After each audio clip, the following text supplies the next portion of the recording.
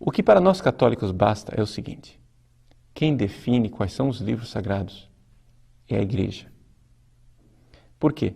Porque foi esta mesma Igreja quem definiu os 27 livros do Novo Testamento. A pergunta é, por que os protestantes aceitam a autoridade da Igreja que definiu os 27 livros do Novo Testamento, mas não aceita a autoridade da mesma Igreja que definiu os 46 do Antigo? Não tem lógica nenhuma. Ora, se você diz, eu não aceito a autoridade do magistério que definiu os 46 do Antigo Testamento, por que razão você aceita os 27? Baseado em quê? Em que argumentos? Em que autoridade? Em que pressuposto histórico? Porque nós sabemos historicamente, e existem inúmeros documentos que comprovam isso, que até o terceiro século não estava ainda claro quais eram os livros, nem do Novo, nem do Antigo Testamento. Haviam várias listas circulando. Você vê, por exemplo, as controvérsias que houve entre Marcião e a Igreja, entre os gnósticos e a Igreja. Os gnósticos queriam colocar mais livros, Marcião queria colocar menos livros. Foi somente no final do terceiro século que a coisa apaziguou. Então, a lista que nós temos hoje dos livros da Bíblia, os 46 do Antigo e os 27 do Novo, essa lista, ela já estava estabelecida e tranquila na época de Santo Agostinho. O primeiro concílio que nós temos, que fala com toda clareza desta lista dos 72 livros da Bíblia, é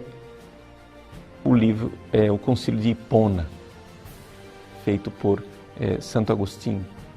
Santo Agostinho coloca essa lista, que é a lista que nós temos hoje. Infelizmente, os atos desse Concílio de Hipona não chegaram até nós. Mas quase contemporâneo a Santo Agostinho, nós temos o Decretum Damasi, ou seja, o decreto de São Dámaso. Você pode encontrar isso no Denzinger Schönmetzer, no número 179, né? Em que houve um sínodo em Roma e no final do século IV, então, o Papa Dámaso estabelece a lista exata que nós temos hoje.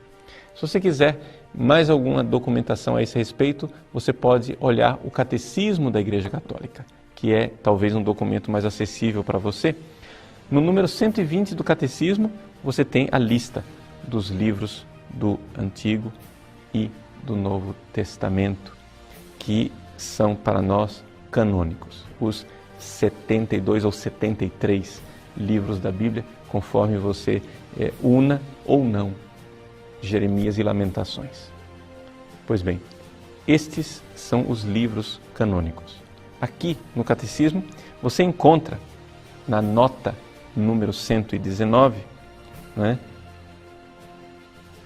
a nota de rodapé, as fontes dessa lista. Ou seja, ele coloca esse decreto de Dámaso, que eu acabo de citar para vocês no Denzinger Schönmetzer, mas também o decreto do Concílio de Florença, dos Jacobitas, e do Concílio de Trento, na quarta sessão, a respeito dos livros sagrados. São esses os concílios que estabeleceram nos momentos de dúvida quais eram os livros das Sagradas Escrituras.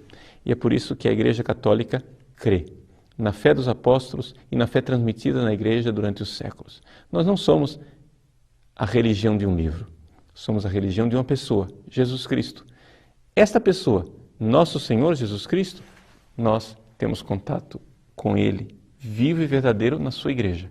A mesma Igreja que celebra os mesmos sacramentos, que tem a mesma fé, que crê nas mesmas Escrituras e que está debaixo do mesmo governo eclesiástico do Santo Padre e dos bispos em comunhão com Ele.